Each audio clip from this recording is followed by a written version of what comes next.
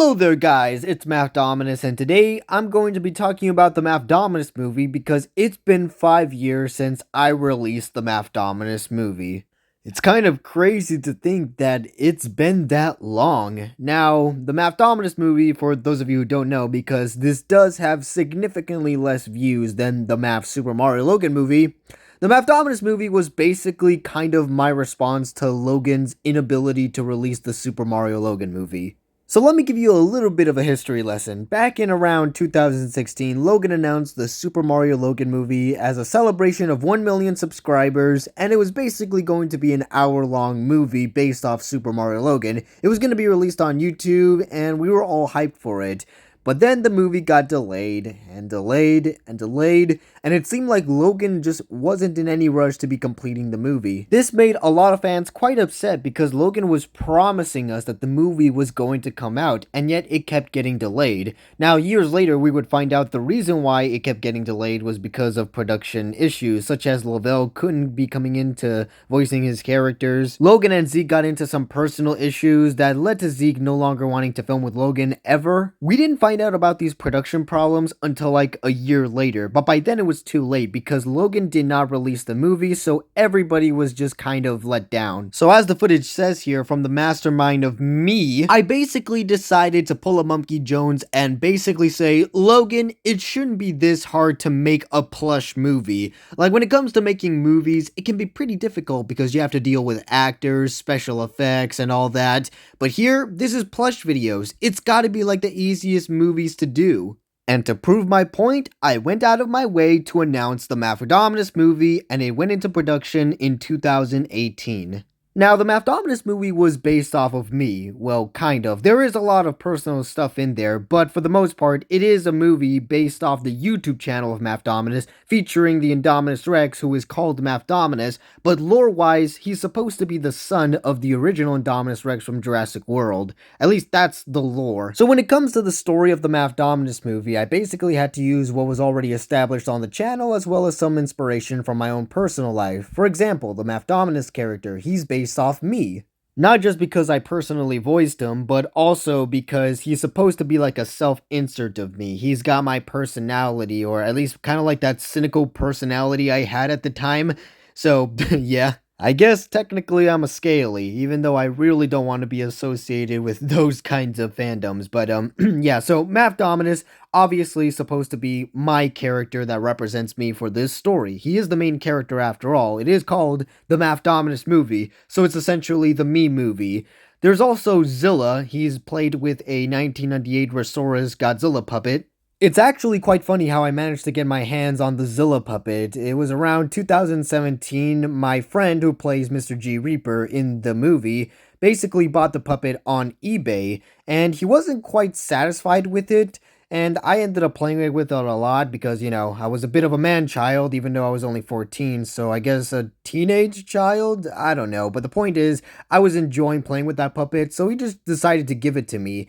And yeah, so that was how Zilla appeared in videos ever since. So Zilla kind of became a reoccurring character in the plush videos as well as the SML review lore, so it kind of made sense to put him in the movie. And so I already established the lore that Zilla is supposed to be Mafdominus' brother, like adoptive brother, because they were both raised by Gru. And also, Zilla is supposed to be the exact same character as the Godzilla 1998, like he's supposed to be like the actor who plays him in universe, because he's got like this history of being in Hollywood and the real Godzilla kind of being disappointed in him. Because if you all know what happened in the 98 movie, the 98 movie was critically panned, and a lot of people criticized Godzilla's design for basically not looking anything like Godzilla. So Zilla is supposed to be like the actual actor who played him, which is why he can be quite bullied a lot by Godzilla in this movie. Now, you're all probably wondering why Gru is supposed to be the father figure of Mafdominus and Zilla, and the reason why is because at the time when this movie was in production, I had another series of YouTube videos called Ruining Careers,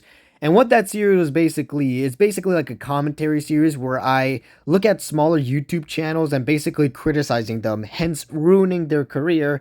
already because they're already starting like on YouTube, and I'm basically just bashing them, which at the time I guess that was a little bit mean, but my criticisms were trying to be as friendly as possible, as friendly as criticism can get, because criticism is inherently something that can be quite negative because you're telling someone what they did wrong. But I digress. In this series called Ruining Careers, Gru was kind of like my partner, and he would always say, "You're going to suffer the wrath of Gru," every time a video was just really, really bad. Now, unfortunately, I don't think I have that many videos on the Ruining Career series on the channel left. I think there's like only one.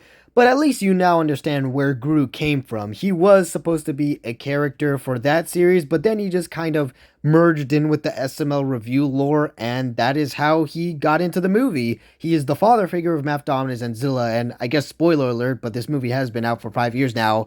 Gru dies in the movie because I need to have some kind of like emotional impact for Mafdominus to kind of like feel down, so that the climax can happen and stuff like that. So yeah, that's the reason why those three characters are the main characters of the Mafdominus movie. Now you're probably wondering, where did Mr. G. Reaper, the Grim Reaper character that's also the director of the ORGASM, I still can't believe I called it that. It's supposed to be a funny acronym, but anyways, yeah, so Mr. G. Reaper, he's the director of that spy agency, and the reason why he's a character in the movie was actually the actor's idea, Kian Scheifer. He's the one who kind of came up with that character on the spot. Originally, I was going to have him wear like a Jango Fett mask, and he was supposed to be this mysterious CEO, but then he was like, no, I don't want to wear the Jango Fett mask. I'm going to wear this Grim Reaper mask and call him Mr. G. Reaper. And that was how Mr. G. Reaper was born. He is the CEO and director of the ORGASM, which of course stands for Organization of Really Great Agent Spymen, and that's... I can't believe I came up with that acronym, and it's all for the funnies. But yeah, Mr. G. Reaper was basically a character that was just made up on the spot. Mr. G. Reaper is kind of like supposed to be the Nick Fury of this movie, because not only is he the CEO of a really great spy organization, but he's kind of like this mysterious, intimidating figure. But he does end up hiring Mafdominus and Zilla for the mission because they're the only ones who can track down Logan. I'll get to him in a moment, but the reason why they asked Mafdominus and Zilla specifically, it's because WH Dude, SML Reviewer, and other SML reviewers have basically just kind of vanished in this world, and Mafdominus was like the only one they were able to contact. Plus, there's also the explanation that because Mafdominus is a Indominus Rex, he's able to sniff out Logan better than anybody else can. So I guess the Indominus Rex is like a bloodhound species or something. But yeah, the SML reviewers were referenced in this movie because obviously at the time, there was this old community of SML reviewers that WH2 was a part of. There was SML reviewer, there was a Flaming Cat, there was this SpongeBob Popsicle dude, I forgot his name. There was Super Joshua Brewers, there was that one Koopaling, I forgot which one.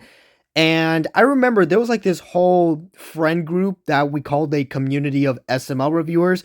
WH Dude insisted that it wasn't a community. It was a group of friends. And honestly, I don't blame him for thinking that because it really was just kind of like a group of friends that happened to be reviewing SML. It wasn't really a community per se, but it did kind of felt like one, you know? But yeah, I thought it was appropriate to reference the other SML reviewers because at the time they were still relevant, but also because I was an SML reviewer myself, and even though I wasn't quite popular as them at the time, I was starting to grow my channel, so obviously I was starting to become part of that community for as little as it lasted. But speaking of SML, obviously this movie wouldn't be possible without Logan himself delaying the Super Mario Logan movie. Because he was delaying the movie, now you know that the reason the Mafdominus movie was made was basically to spite Logan. This was a movie made out of spite, and because of that, Logan was the main villain of this movie. Now, it's actually kind of funny how I basically called the Logan's channel being taken down literally like 2 years before it actually did. But in this alternate universe, Logan didn't just make the human puppets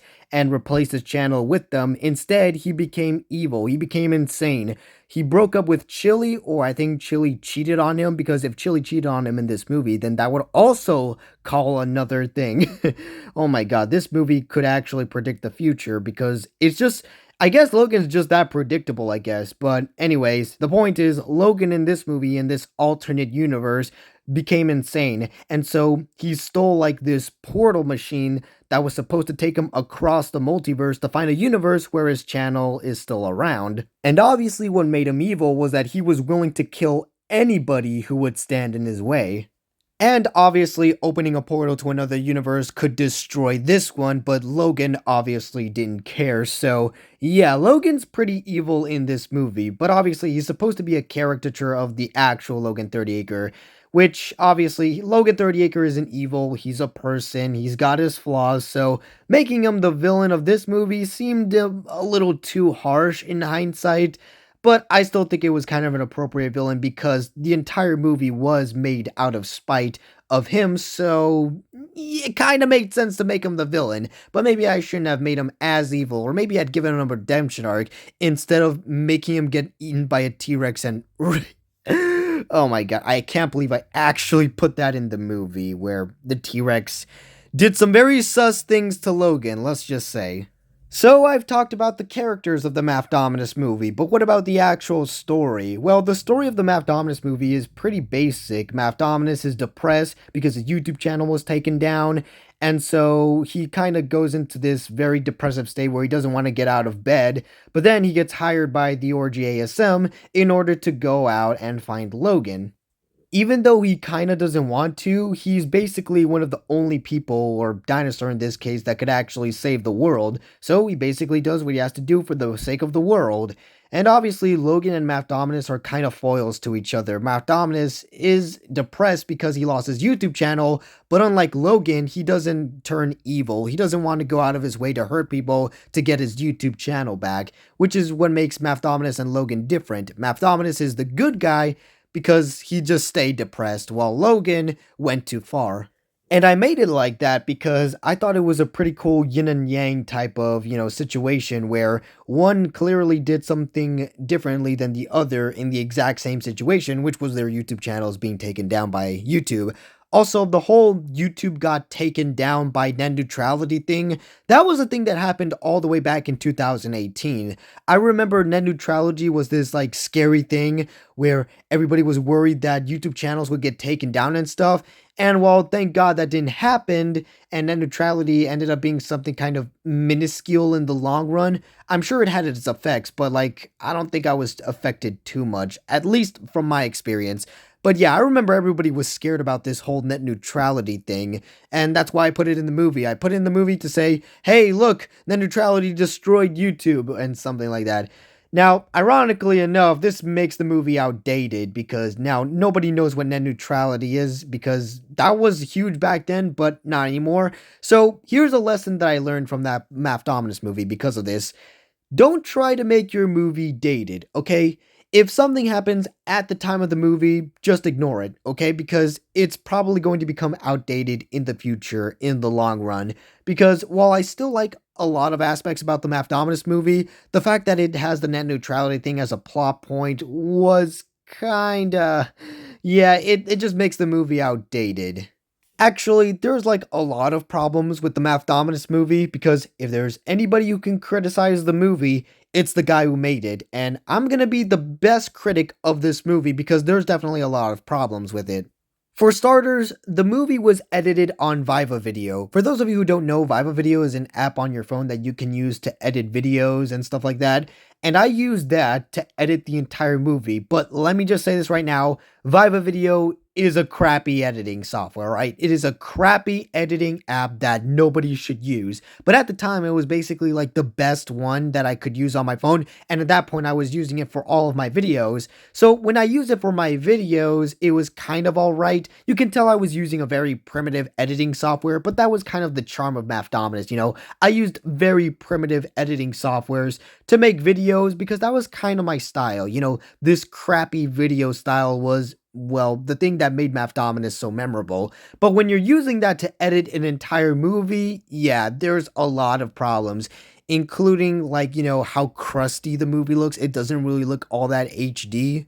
There were a few audio problems, and there was also the fact that when I was editing the movie, a lot of parts kind of felt like they were a little cut too short, or maybe I should have done something to like paced it a little bit better. There's also the fact that the story does have one plot hole. Mafdominus is supposed to be this dinosaur that is supposed to track down Logan because he has a really good sense of smell. So how the hell did Gru snuck into his backpack? How did Gru get past airport security? I have no idea how Gru managed to pass any of that. It's never explained, so it's kind of a plot hole. But despite all of these editing and story issues, the movie itself, I would say, turned out to be alright for what it is. It's no masterpiece, it's not the highest art, but for what it is, I would say it's pretty good. It does have an emotional story and all that. Plus, there's a lot of personal stuff in this movie that I kind of insert because it was kind of representing what I was going through at the time. Because at the time, I was just kind of wondering what my future was going to be, and so I sort of projected that onto Mafdominus because his arc is that he doesn't know what he can do without YouTube, and well, I guess he's a spy now, so that's exactly what I would do in real life.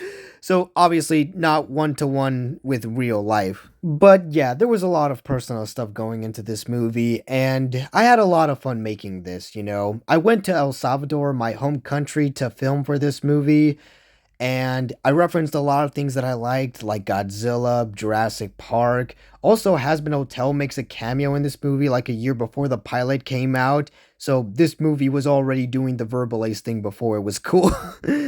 Sorry I had to reference that. But yeah, I've made a ton of memories while making this movie, and I will admit, it's not a perfect movie. This was basically a movie that was rushed into production to spite Logan, and because of that, there were a lot of mistakes made throughout the production of the movie.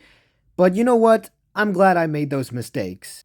Because the thing is, a lot of people want to make their videos or anything, it doesn't even have to be video specifically, absolutely perfect. But let's be honest, perfection is just an unrealistic expectation. We can strive to make videos the best that they can possibly be, but at the end of the day, they're not going to be perfect. But guess what? It's okay to make mistakes. If you make a mistake, you get to learn from it. And that's exactly what I learned from the Mafdominus movie. There was a lot of things that I learned. I learned that there were better ways to preserve your videos. I learned that there was better editing softwares. It was thanks to the mistakes of the Mafdominus movie that I was allowed to grow. I was allowed to make my videos better because I was able to find things that were better because I wanted things to be better. I did not expect the Mafdominus movie to be perfect, but I did kind of want it to be like my masterpiece. And when I was kind of disappointed with a lot of things, I didn't give up. I just decided, you know what? I'll just make the next movie better. And that's exactly what I did. After the Mafdominus movie, I made the Siren Head short film, which ended up being more successful than the Mafdominus movie, but then again, that was because Siren Head was kind of popular at the time. And then I made the Map Super Mario Logan movie. That movie also isn't perfect, but at least in terms of editing and video quality, it was definitely better than the Mafdominus movie.